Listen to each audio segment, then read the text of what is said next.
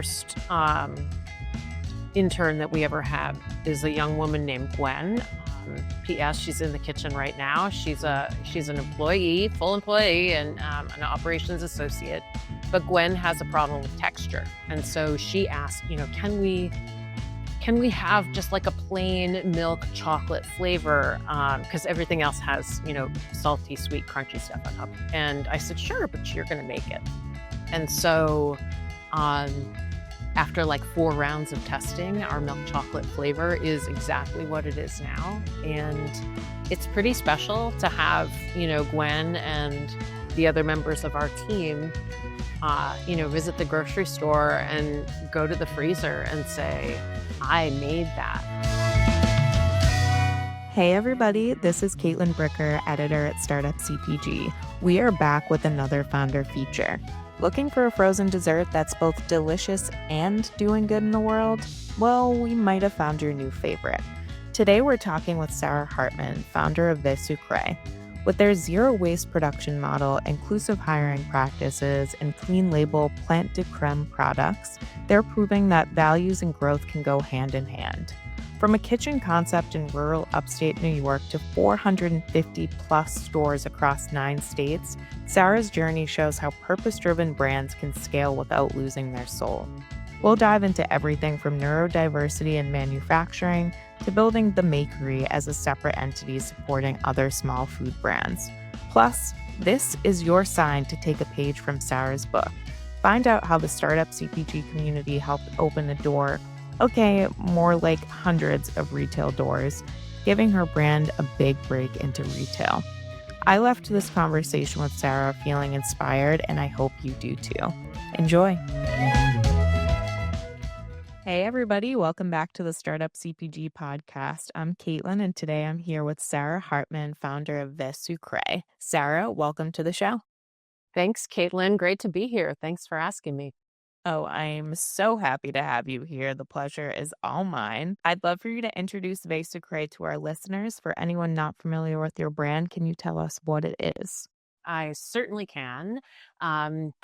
Vêsucré, which, side note, is a made-up French word that means vegan sweets, is a woman-owned, zero-waste, frozen and refrigerated dessert company based in upstate New York in a place called Oneonta. We're about 3 hours north of New York City. We make clean and creamy desserts that are crafted by a neurodiverse workforce. And we're currently scaling into 450 stores in 9 states. I have so many questions, and I'm sorry if I totally butchered the pronunciation of that. You did great. There will not be a test.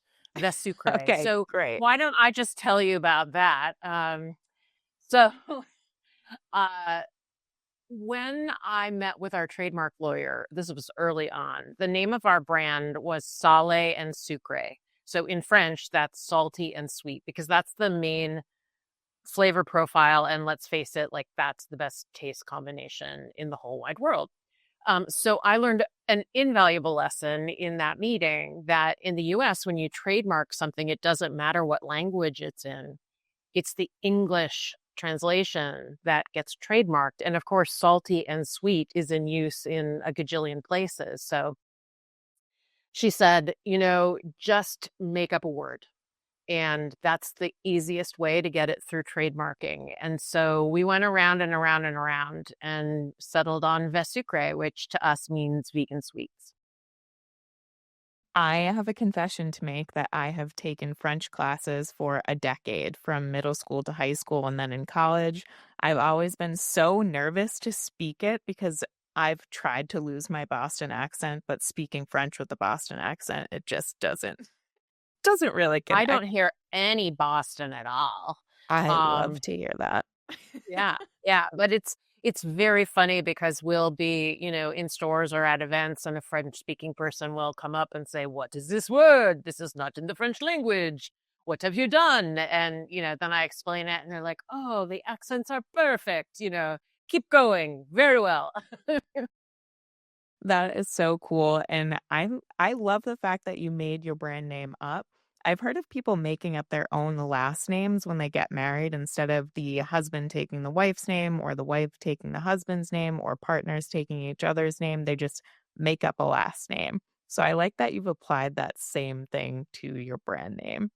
For So sure. I'd love to ask you what inspired you to start Vêsucré? And how did you go from your kitchen concept to store shelves? I know that little piece of your background, but I love for you to share it with the audience. It's a super fun story, and I'm just, at this stage feeling really grateful for the path that we've been on because it's moved fairly quickly. And I'll start by saying that I started eating a vegan diet, and I'm a foodie, and I could not find a frozen dessert that I really, really liked. For me, they were chalky or icy or pumped with refined sugar, or gums or stabilizers. And so I challenged myself to create a formula that was super clean, didn't have refined sugar, was vegan, no soy, no gluten, and no dairy, but still provided this very rich, decadent, and special experience. And I truly was inspired. And here's a little French influence coming in here, but I was inspired by the very first taste of French ice cream that I had in Paris. Bertillon, if anyone has had that, is almost like a frozen custard. It's this incredible texture. So that's what I was shooting for. And I did develop the formula in my home kitchen. Um, it is a pretty unique combination of oat, sesame, and date. And those three things together create this really rich, fabulous, I think, texture and taste experience. We call the product Plant de Creme. Early on, we tried calling it vegan ice cream, and several people pushed back and said, this is not ice cream as known in the United States. If I ordered this and this is what I was served, I don't think that I would like it because it doesn't feel like ice cream to me. It's something special. So we describe Plant de Creme as a cross between French ice cream and a creme brulee. It's single serve in a cup, creamy and frozen on the bottom, crunchy on top for texture. Um, and although I am a devoted foodie and I have some very close friends who are food experts and stylists and chefs and instructors at culinary institutes, so I'm really surrounded by this amazing circle of people who, especially in the beginning, gave amazing critical feedback and guidance. At the time, I was working in sports and nonprofit. I was helping to launch the U.S. blind soccer team with the Paralympics. And that job was just way too much travel for me, having moved from Brooklyn to upstate New York to care for my parents who were in their mid 80s. Just, way too much travel. And so I would say a critical moment for me in the process was calling a really good friend of mine, college undergraduate friend who has had several exits from some pretty successful frozen natural food brands. So how lucky is that, right? That I have this, great friend. I explained everything to him, and I explained, most importantly, besides this incredible, taste and experience, that we wanted to have an inclusive company that provided work opportunities for people who are neurodiverse, meaning that they have intellectual or developmental disabilities, and that we wanted to be a zero waste operation. I can talk a little bit more about that. So Kirk said, I think you've got something. And when I was coming up, some major CPG brands mentored me and advised me, and it's my turn to pay it forward. And I'd like to be your advisor if you'll have me. And I was like, let's go, Mr. Miyagi. I'm your Karate Kid. And he's been a big part of the story to this day. We're still working closely, and he's the one who trained me up and gave me my master spreadsheet on COGS and margins and all of it. It would not have gone as quickly without Kirk. Shout out to Kirk. Yeah, Sounds like he really did help wave a lot of magic wands for you as you were building the business. for So I'm sure. interested to hear you mentioned that you did get a lot of feedback that helped you build your brand. Does anything stand out specifically in your mind? Was there one piece of feedback that really changed the game for you? I'll say that there were two experiences that made a huge difference. One, I have one of my foodie girlfriends, Ellen, works at the Culinary Institute in Austin. And so early on, we had not even launched yet. She had me down to the school. She and the chefs, we took everything apart, we put it back together, we tweaked, they gave process feedback. We tried all kinds of stuff, and that was incredible. That got us on shelf. And from there, we received a scholarship from Cornell, from their Center of Excellence, and they do a food commercialization program called Food Spark. And we did that kind of late 2024. Um, we were already on shelf in maybe about 50 retail locations, really focused on building the brand at that point. And that was incredible. I would recommend anybody who's building a brand in New York State, and that is one of the requirements to do the program, to apply. Hopefully, you'll get a scholarship. It is end to end a fantastic program. Plus, you get to work with their food scientists who are like rock stars. And in doing that program, we improved our process and we doubled our shelf life. So that was really amazing. And, I would be remiss if I did not give a shout out to you all at Startup CPG, because it is just such an extraordinary resource. I can't wait to share the story about our launch at Wakefern Food Corp, which had its the seeds were sown by Startup CPG and this podcast. So super grateful for everything that you do for us. I love hearing that. I think that's such a good testament to how important community is as you're building a brand. I mean, shout out to all the entrepreneurs out there who are doing it solo and they don't have any help. But I really do think when you have more eyes and ears on your brand and you're open to receiving that feedback as you grow, magic really does happen. And you're living proof of that.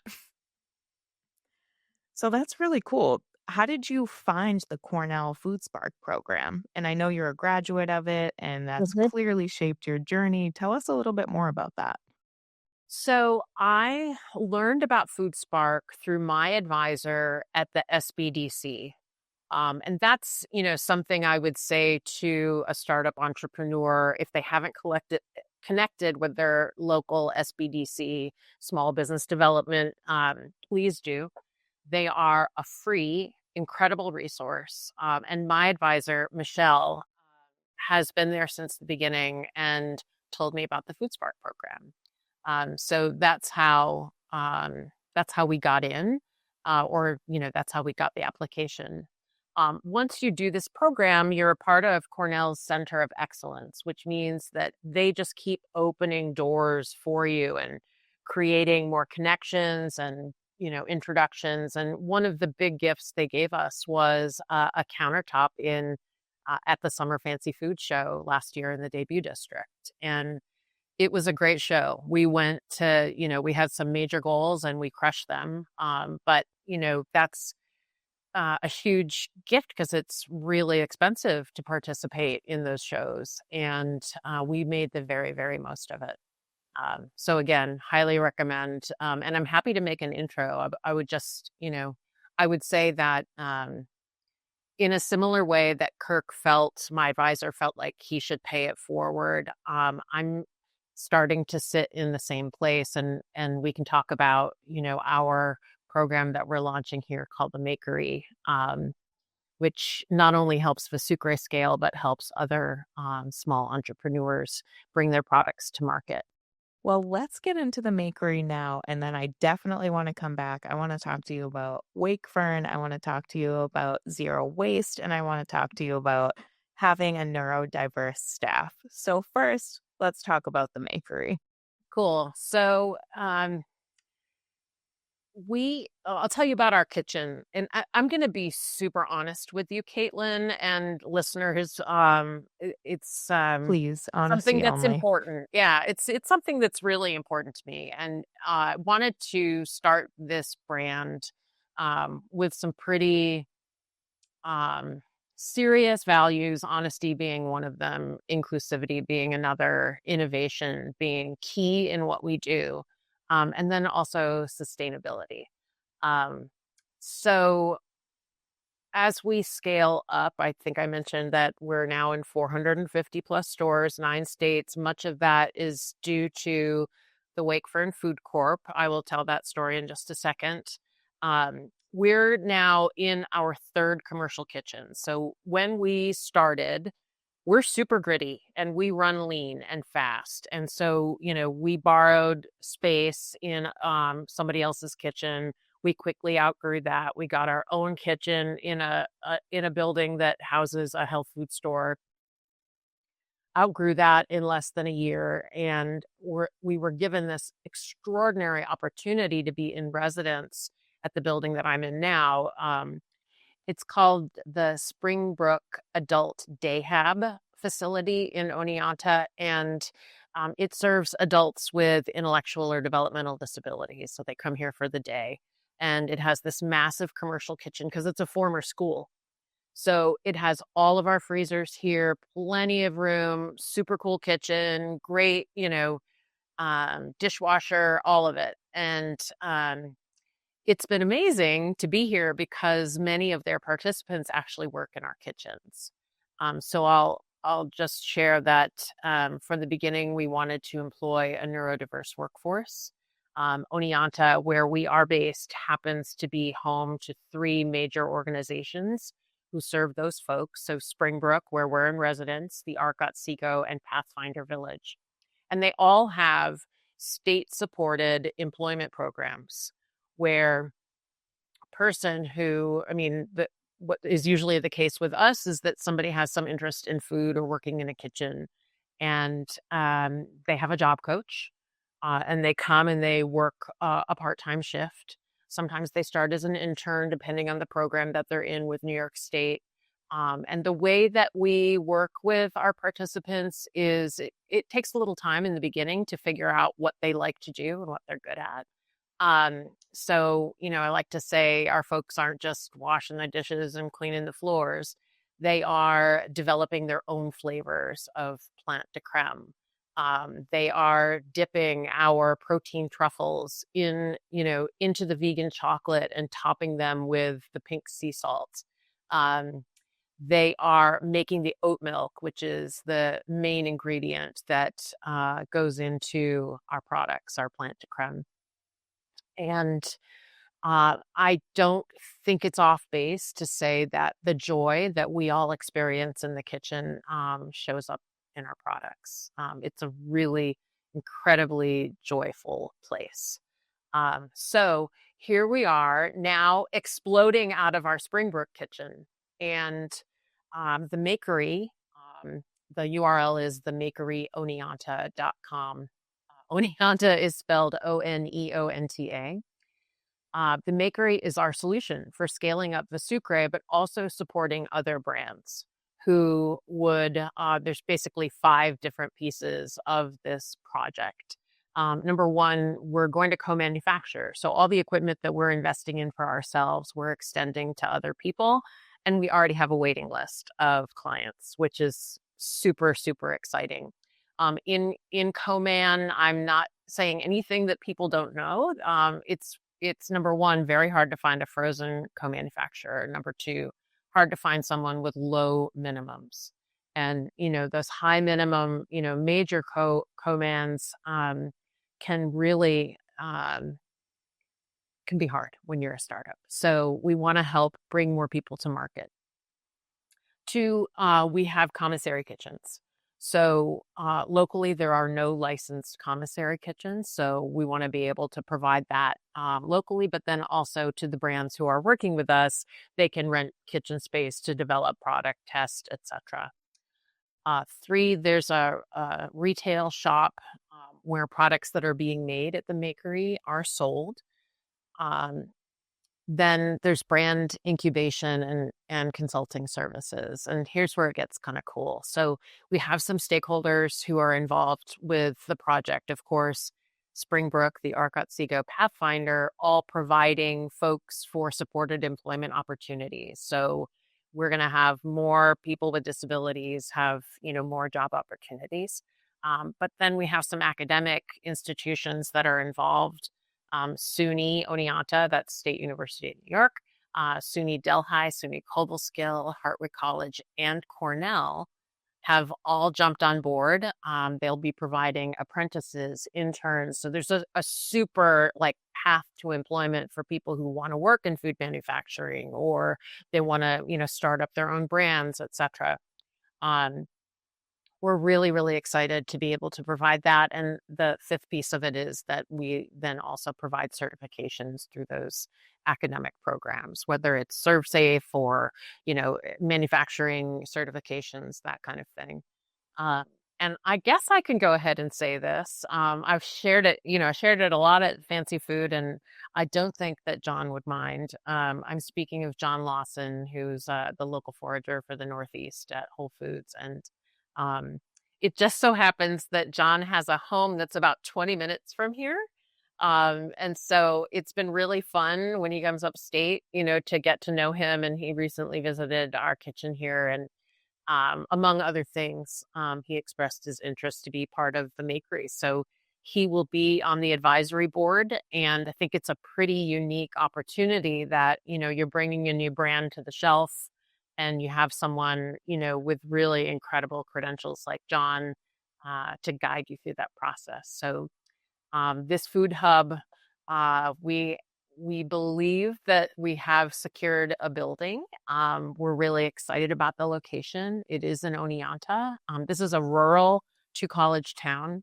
I think I mentioned it's about 3 hours from New York City, which is great because there's proximity to the Albany Capital Region and to central New York, also the Hudson Valley and the Catskills. And we're all about food and innovation.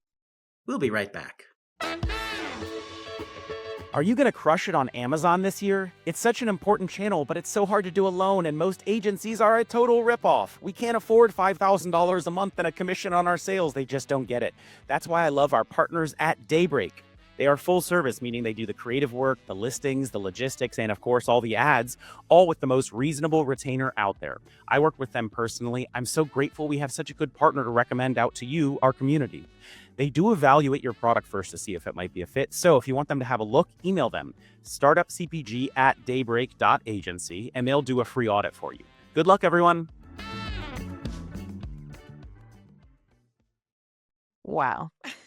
That is a lot. So many good things. I can't believe how much you're accomplishing for your own brand, and now you're giving people opportunities for work, meaningful work that they can feel good about. And now you're also helping propel other brands to be in that same position that you're in right now.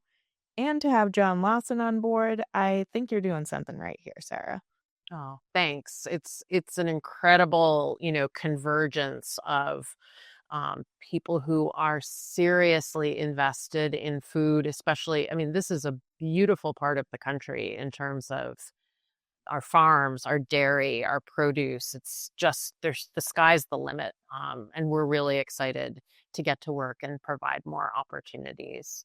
And I did want to touch on the zero waste thing, which I mentioned is, early on was one of the most important pillars for Vêsucré. So I mentioned that oat milk is the main ingredient in plant de crème, and our folks in the kitchen do a great job making it.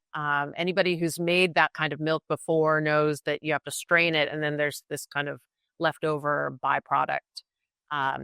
And we turn that into other things.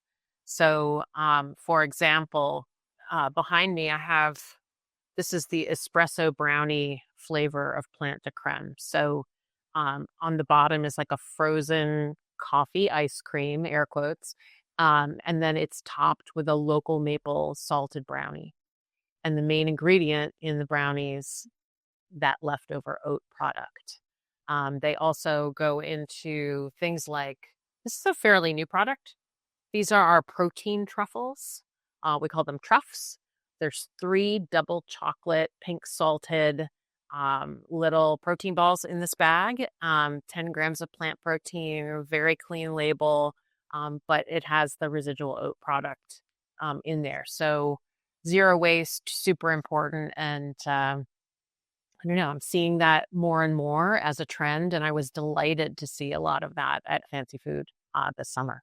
I'm very interested if there have been any standout challenges that you've run into with maintaining a business that is achieving and wants to continue down the road of having zero waste for the brand. What have you run into? Um, I I don't have. I think I'm going to answer that question by turning it into a positive. Had very little problem, other than at this stage maybe having too much residual oat. So we're very savvy about how it's frozen and how we can repurpose it. Um, we are getting some other food makers in the area to use the residual oats, which is great. I think it really is just a pivot or a shift in your thinking about what's possible and what's usable. And it tastes delicious and it feels really good to do it. And it certainly cuts down, it gives us a larger margin, which is fantastic. That's great to hear. And I can attest to the fact that it is delicious. These products are unbelievable. I mean, I got the opportunity to meet you at Summer Fancy Food, and when you brought samples over, which I had samples before, but I was very happy to receive more and taste some. When you brought it over to our booth at Fancy Food, I think there were 4 of us, and we were just all kind of like with our little spoons, just passing the cups back and forth to each other because they're so good. We didn't want them to go to waste, and we were happy to eat them in front of you too. You guys were so fun and so focused on the food. And I like, fancy food is just like 3 days of eating and eating and eating. So I thought, oh, they're going to not have room. But no, you were very focused on finishing them. And I was really glad that you got to try the new flavor, the lemon bar, which is very special, super delish. That flavor was unreal, especially like in the New York City heat in the summertime. It was just like so bright and refreshing and delicious. And I am curious too, are you only selling the single serve sizes? What Yeah. led you to making that decision? So it's very personal. Because I could Um, certainly sit there and eat an entire pint myself. Yeah, so this package is considered a generous single serving, and the package itself is literally a half pint. You know that a pint of ice cream is not necessarily a pint these days. Sometimes it's 12 or 14 ounces. So a lot of brands have kind of shrinkified their pints, if you will. But very honestly, when I buy a pint of ice cream, I eat a pint of ice cream. And so I went with this size because I want to feel good about what I'm eating. It is definitely decadent, but not in the way that a pint of ice cream is. It's got really healthy fats. They come in at between 8 and 10 grams of protein per serving. There's a ton of fiber in there. And I think I mentioned, there's no refined sugar. So we use dates, which I was also so stoked to see so many date products at Summer Fancy Food. They are a magical ingredient, and they're part of the recipe for us for sure. I am such a freak for dates, so I was super excited to see that you were sweetening with dates because it is my favorite sweetener, and you are so right. There were so many date products at Fancy Food. Well, I am stoked about your products. I hope to see them in a store near me soon. But let's talk about Wakefern, people who are near those stores. I want to hear about this success story. with Startup CPG and Wakefern. So please enlighten us. So this is what I would call our big break. And it came about a year and a half into our journey. I went on to Range Me and I applied for the Wakefern Food Corp Local Supplier Summit. Now, we'll leave that there for just a second and say that simultaneously, Daniel did a podcast interview with Glenn Cunningham, who is from Wakefern Food Corp. And if for those who are not familiar with Wakefern, the largest cooperative grocery brand in the United States. They have something like 400 plus stores in 9 states. Their major banner is ShopRite, but they also have stores like Price Right and in New York City, Fairway, and Gourmet Garage. So Glenn oversees the stores, a bunch of ShopRites, but then also Fairway and Gourmet Garage. Side note, I've spent most of my life living in Brooklyn, living in New York City. Fairway is, a big part of who I am and my foodie history. So I listened intently to what Glenn and Daniel spoke about, and I followed Glenn's instructions to the letter. Started with a message on LinkedIn, and then he told me to send him an email, and then he asked for samples. And so simultaneously, I'm doing this this application on Range Me. Wakefern was seeking 2 local brands to be what they call the winners of their local supplier summit. And we were selected as a finalist. There were maybe 10 of us who were asked to come down to New Jersey to the headquarters and pitch Shark Tank style to a bunch of the execs and the buyers and the owners. And I was just so delighted to be selected as one of the winners, along with Becky Deary, who owns Day Out Snacks. She's also an active member of Startup CPG, and her protein balls are unbelievable and also clean label. And, she's just amazing too. But what this means, this local supplier summit, is that Vêsucré Plant de Crème, we have 3 SKUs that have gone into all of their stores, and we're live as of this month. So the Toffee Crunch Plant de Crème, the Espresso Brownie Plant de Crème, and the Milk Chocolate Plant de Crème have launched. And, there's no slotting fees. There's no charge for marketing. There's a TV commercial that we're working on. It's just a gift. I feel like Willy Wonka and the Chocolate Factory. I feel like, I won. It just, I'm truly grateful. And, if you think about it, Startup CPG and all of these things, again, converging, right place, right time. But it's a game changer for Vêsucré, because now we're, right where we expected to be at this stage in our evolution. And we've been really intentional about our growth. We don't want to go too far, too fast.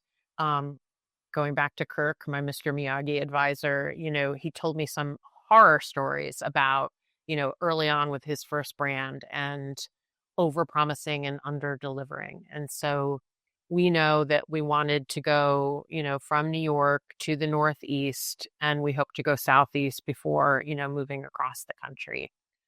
So this positioned us that way. And this month we are also launching in Hannaford. That's an Ahold Delhaize brand of stores, mostly in the Northeast. We have 5 in New York State that we'll start with through their local program. So I'm immensely proud. And I will say, I mentioned the milk chocolate plant de crème. That product is a little different than our others in that it's just a plain like chocolate ice cream, if you will. There's a story there.